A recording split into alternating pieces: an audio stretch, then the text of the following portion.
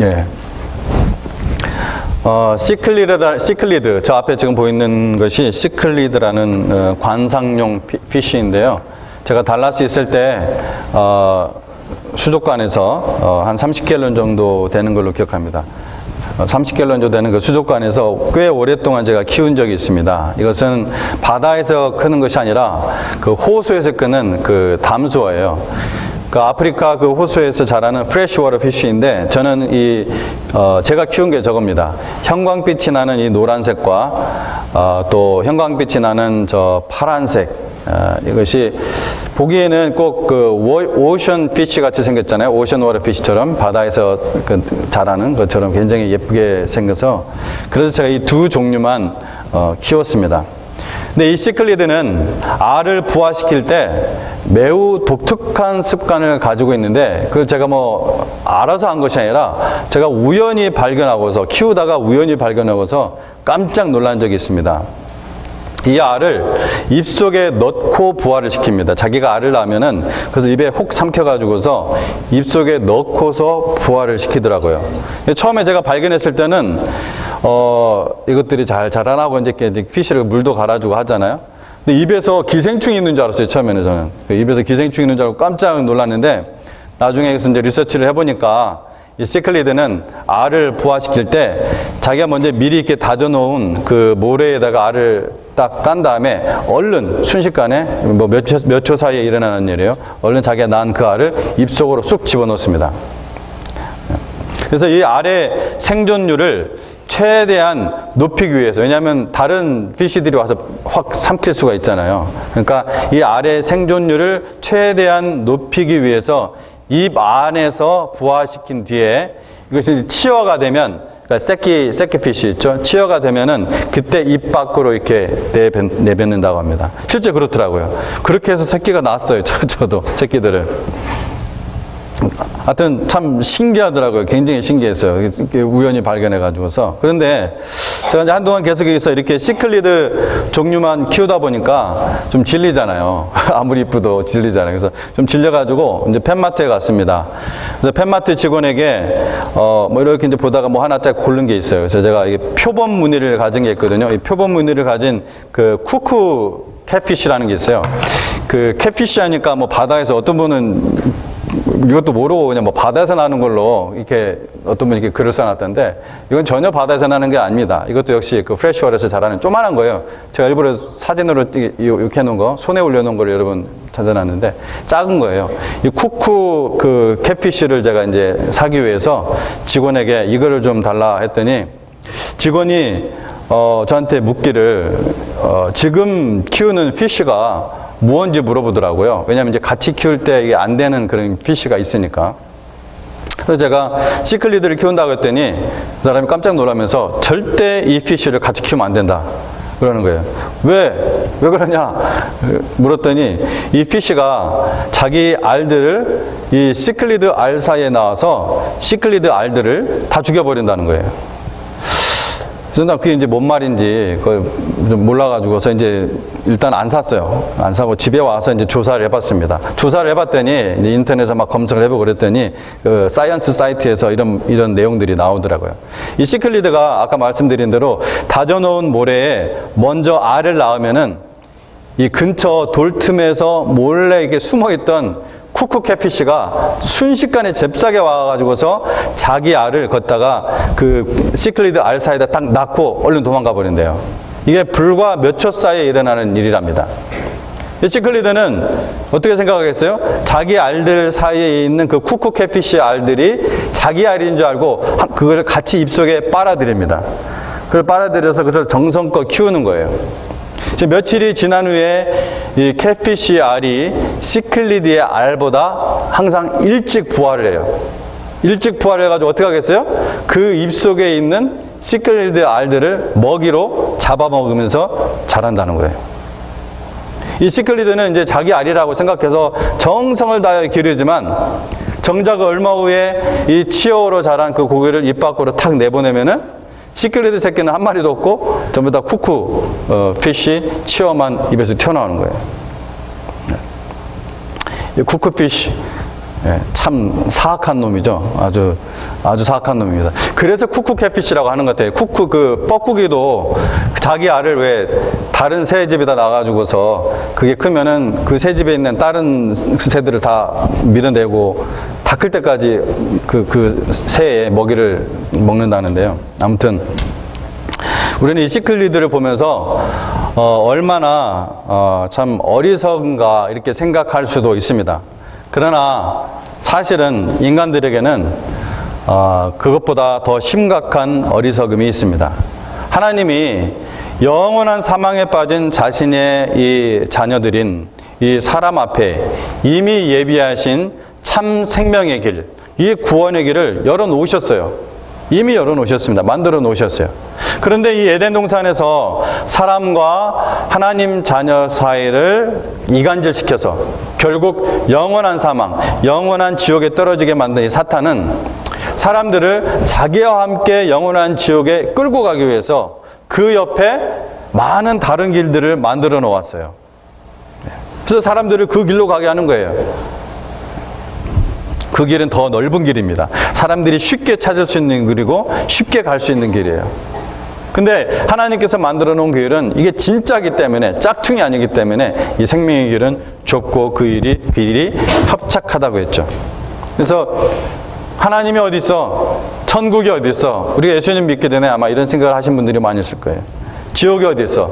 그런 게 어디 있어? 죽으면 끝이지. 이것이 인생이야 하면서 자기의 의와 또 자기의 힘으로 살아가도록 하고 또 거짓 구원을 또 온갖 종교들을 옆에다 이렇게 만들어 놓았습니다. 오늘 하나님 말씀 2절 3절을 한번 보도록 하겠습니다.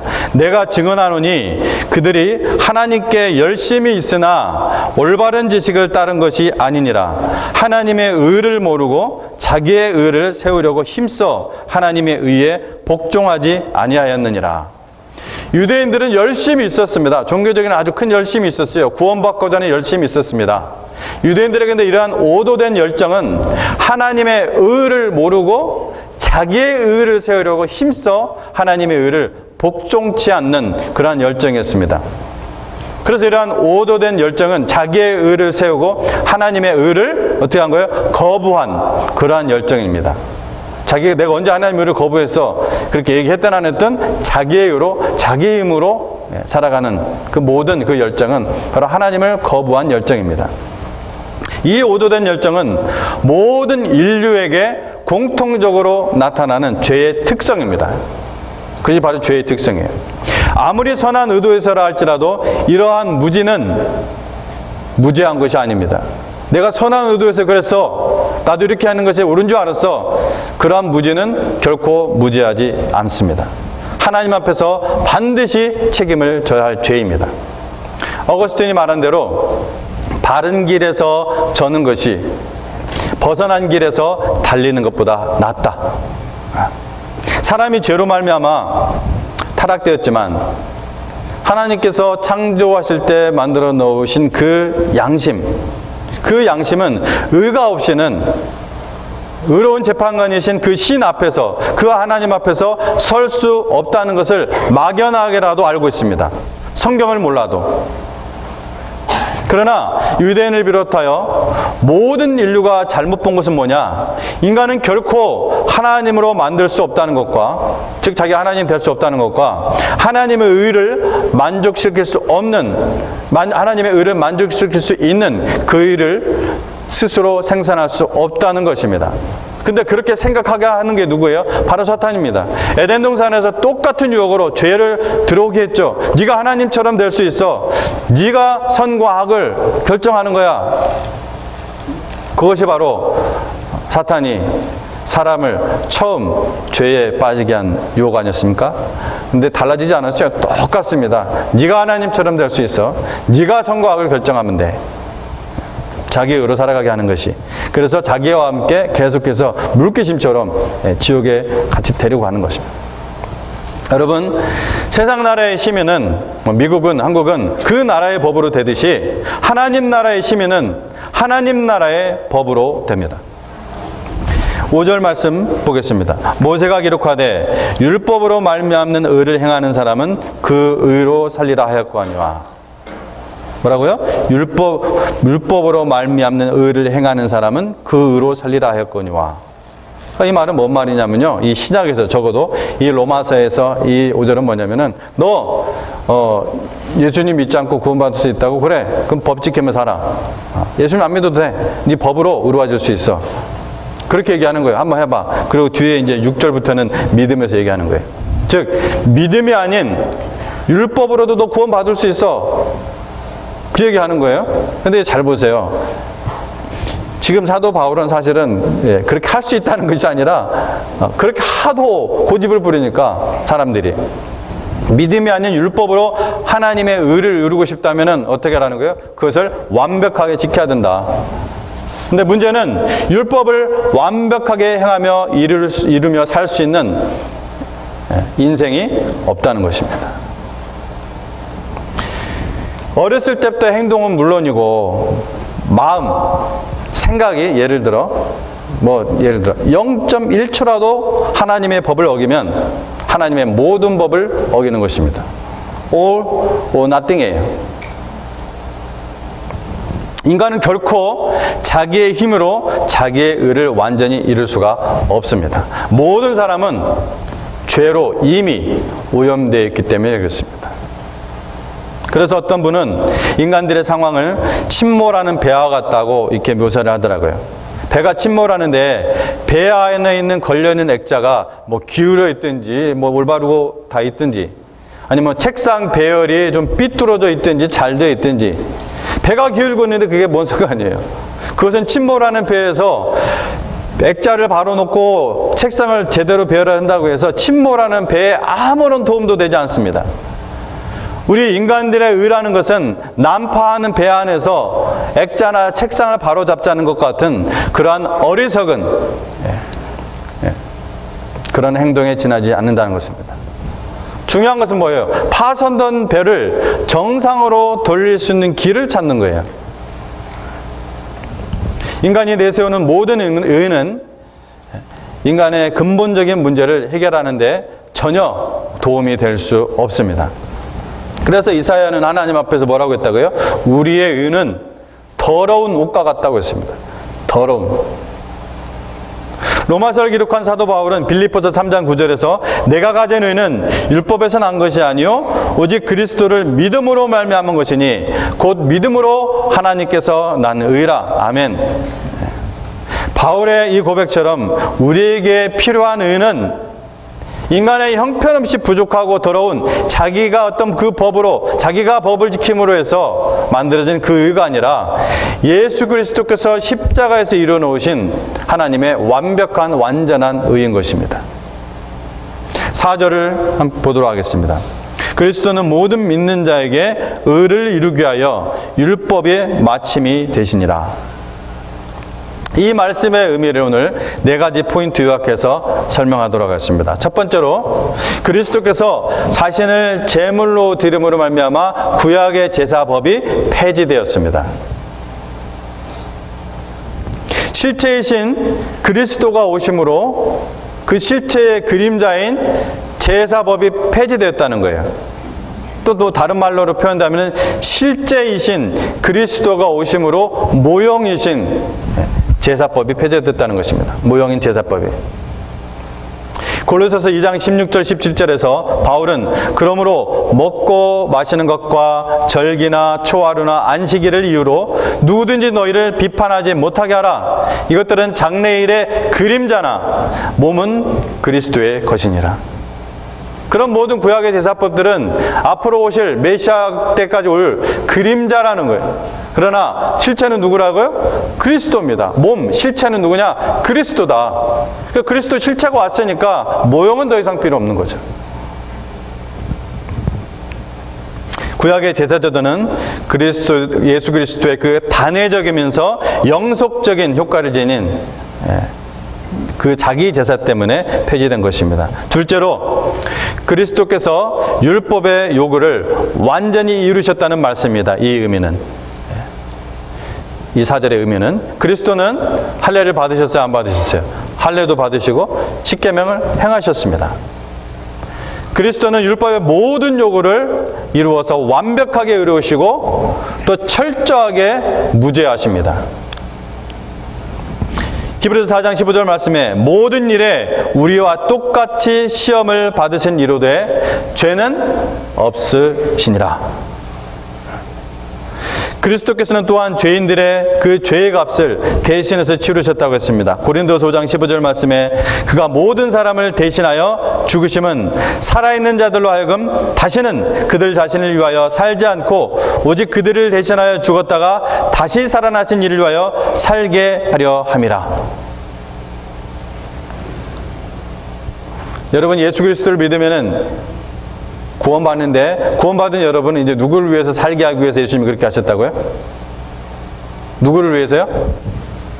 다시 한번 읽어드리겠습니다. 그가 모든 사람을 대신하여 죽으심은 살아있는 자들로 하여금, 여기서 살아있는 자들은 누굽니까? 그냥 naturally living thing을 얘기하는 게 아니에요. 예수 그리스도의 생명을 받은 자들을 얘기하는 것입니다. 성경에서 살아있는 자들이라는 것은 살아있는 자들로 하여금 다시는 그들 자신을 위하여 살지 않고 오직 그들을 대신하여 죽었다가 다시 살아나신 이를 위하여 살게 하려니라. 그러므로 오직 믿음으로 말미암아 구원받은 사람, 오직 자기의 의가 아니라 예수 그리스도의 완벽한 의를 힘입어 구원받은 사람은 도덕 폐기론자가 될 수 없죠. 당연히. 왜요? 이제는 그리스도를 위해서 사는 사람이 어떻게 망나니처럼 예수 믿었다고 나는 회개만 하면 된다고 그렇게 살 수 있어요? 거짓말쟁입니다. 이제는 구원받은 우리는 더욱더 거룩하게 살아야 되는 것이죠. 왜요? 예수님을 위해서 사는 인생이기 때문에. 무한히 어렵고 힘들고 고통스러운 것, 하나님의 이 영생과 능력으로부터 단절된 이 죄인인 인간에게 불가능한 것을 바로 예수 그리스도께서 다 이루셨다는 것입니다. 따라서 죄인은 자신의 구원을 위해 자기에게 불가능하고 또 불필요한 것을 이루려고 노력하는 것이 아니라 이 예수 그리스도를 믿음으로 하나님의 의를 입는 것입니다. 마치 하나님께서 가죽옷을 입혀주셨듯이 우리에게 의의 옷을 입혀주시는 거예요. 하나님께서 친히 만드시고 하나님께서 친히 입혀주시는 것입니다. 오직 하나님의 은혜인 것입니다. 여호와 하나님께서는 창세기에 이 구원의 진리를 심어 놓으셨죠. 처음부터 제일 중요한 진리니까. 이 사탄의 유혹에 넘어가 최초로 죄가 들어왔을 때 그 죄가 가져다주는 수치를 숨기기 위해서 사람들은 자기 방법으로 어떻게 했습니까? 자기의 구원의 방법으로 무화과 나무 잎으로 가렸죠. 근데 아무 소용이 없어요. 똘똘똘 말하러 가고 찢어지고. 그런데 하나님이 내버려 두지 않으시고 하나님의 은혜에 의해 회개한 이 아담과 하와에게 동물을 죽이셔서 가죽옷을 만드시고 친히 옷을 입혀주셨습니다. 입혀주셨어요. 이렇게 입는 거야. 하나님의 이 엄청난 사랑의 손길 느껴지십니까? 안 느껴지세요? 제발 느껴보시기 바랍니다. 여러분, 아이한테 옷 입혀줄 때 귀찮아 죽겠네 이래서요? 어렸을 때 아이한테 옷 입혀줄 때 귀찮기도 하겠죠, 사람은.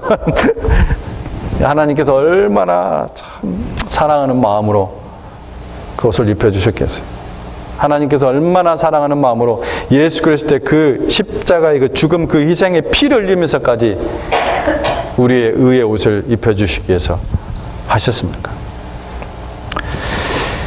여기까지 들었으면 세 번째 의미는 어렵지 않게 이해가 될 것입니다. 율법은, 그러면 모세율법은 어떤 역할을 하느냐?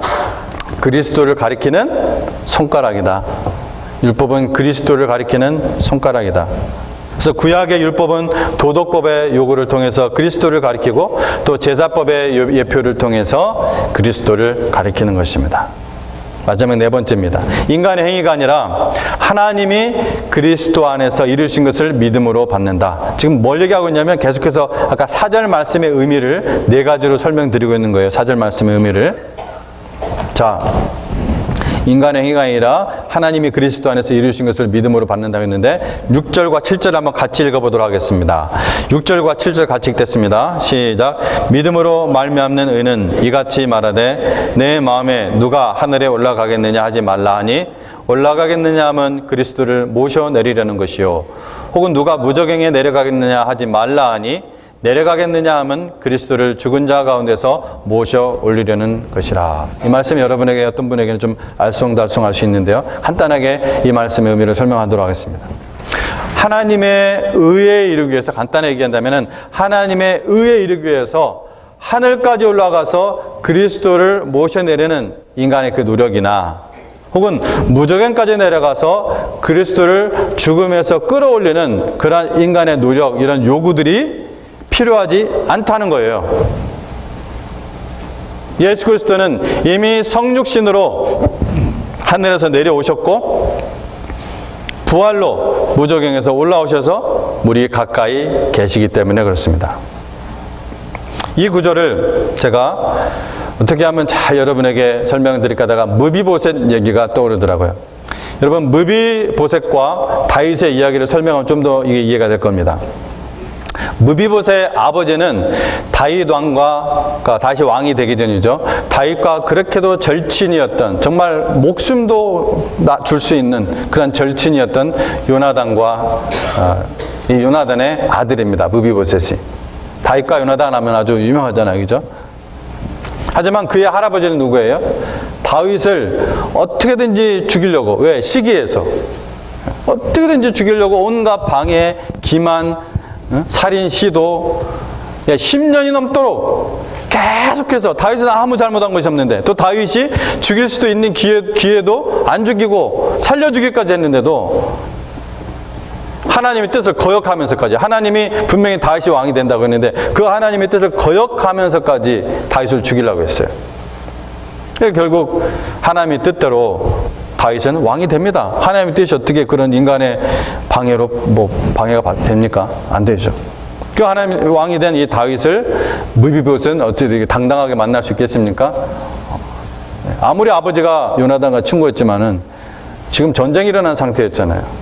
이 무비보셋이 감히 만나러 가지 못하는 거예요. 또 상태가 어떤 상태예요? 그 두 발이 절뚝발이에요.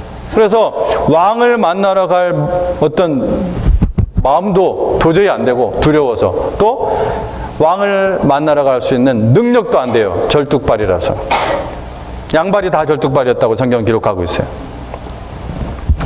그러나 여러분, 중요한 게 이겁니다. 성경을 보시면은 무비보셋이 다윗을 찾은 것이 아니라 다윗이 무비보셋을 찾았어요. 다윗이 무비보셋을 찾았어요. 여러분, 성경이 당신이 하나님을 스스로 찾은 것이 아니라 하나님이 당신을 사랑하시고 그래서 나를 부르시고 그래서 사람을 보내어 당신을 찾으셨음을 여러분 말해주고 있습니다. 그것이 성경 이야기예요. 아멘. 우리는 내가 어떻게 한 것 같은데 하나님은 모든 역사 속에 모든 것을 알고 계신 하나님께서 나에게 하나님의 사랑의 십자가를 드러내시기 위해서 끊임없이 우리를 찾아오셨던 것입니다. 로마서 3장 10절 11절도 이렇게 선포합니다. 여러분, 의인은 없나니 하나도 없으며 깨닫는 자도 없고 하나님을 찾는 자도 없다. 여러분, 우리 스스로 어느 날 갑자기 나는 예수 그리스도를 믿어야 돼 이렇게 깨닫는 자도 없고 이렇게 살면 안 되지, 전혀 교회도 다닌 적도 없고 누구한테 복음 들어본 적도 없고 성경도 안 적이 없는데 하나님 찾아온 분 여기 있어요? 없습니다. 왜? 없다고 그래요. 성경에 한 명도 없다고 그래요. 스스로 깨닫는 자도 없고 스스로 하나님을 찾는 자도 없다 선포하고 있습니다. 성경은. 만약 그렇게 생각하고 있다면 그건 착각이에요. 하나님 뒤에서 열심히 여러분을 위해서 역사하신 거예요. 섭리 가운데서. 무비보셋은 어떤 노력도 필요하지 않았습니다. 왕이 사람을 보내어 그를 데려왔기 때문에요.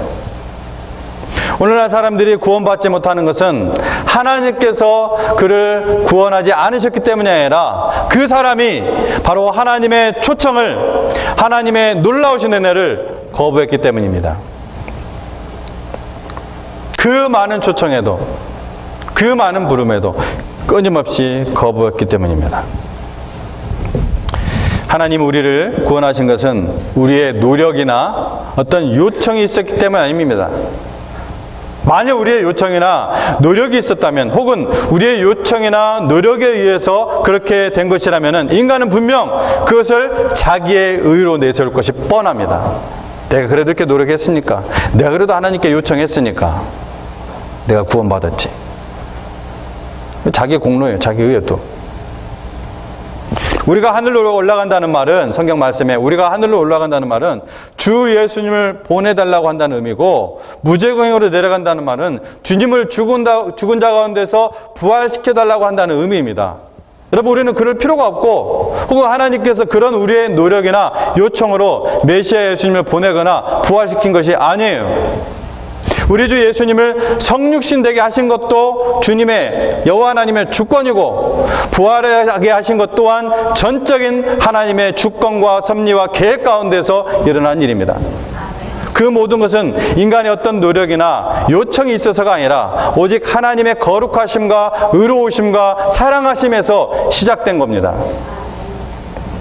즉 하나님의 구원은 여러분, 하나님의 전적인 은혜와 긍휼에 기인한 것입니다. 그러면 그리스도께서 얼마나 가까이 계시는가? 8절 말씀 또 같이 보도록 하겠습니다. 그러면 무엇을 같이 읽겠습니다. 그러면 무엇을 말하느냐? 말씀이 내게 가까워 내 입에 있으며 내 마음에 있다 하였으니 곧 우리가 전파하는 믿음의 말씀이라. 다만 그리스도 안에서 하나님의 의에 이른다는 이 복음의 말씀이 입에 있고 마음에 있다는 것입니다. 마음으로 믿고 입으로 고백하면은 하나님의 의에 이른다는 거예요. 10절 말씀. 사람이 마음으로 믿어 의에 이르고 입으로 시인하여 구원에 이르느니라. 여러분, 세상에 이렇게 좋은 소식이 어디 있습니까? 유대인이든 이슬람이든 어떤 흉악한 죄인이라 할지라도 하나님의 자녀로 삼아 주시는 것입니다. 마음과 입으로 예수님을 주로 시인하는 것은 진정한 회개 없이 일어날 수 있는 일이 결코 아닙니다.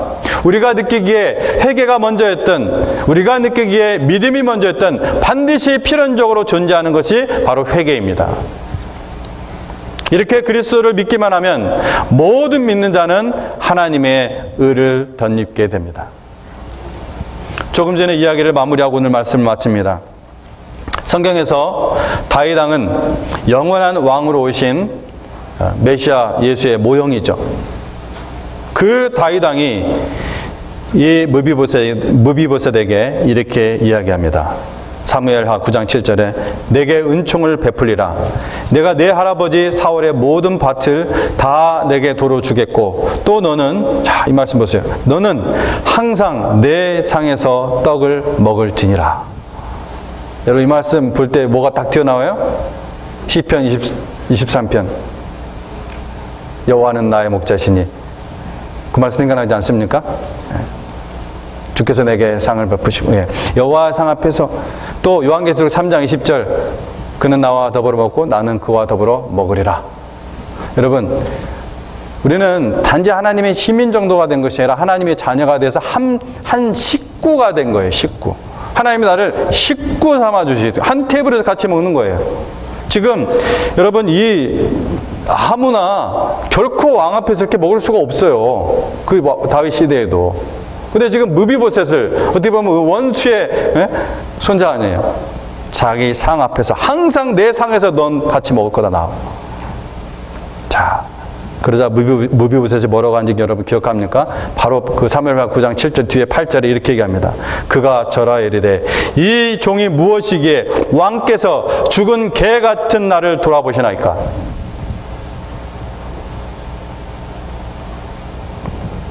우리는 하나님의 전적인 은혜로 오직 예수 그리스도의 그 십자가의 대속을 믿음으로 우리를 구원해 주신 하나님 앞에서 이렇게 말할 길밖에 없습니다. 이 종이 무엇이기에 하나님께서 죽은 개 같은 나를 돌아보시나이까.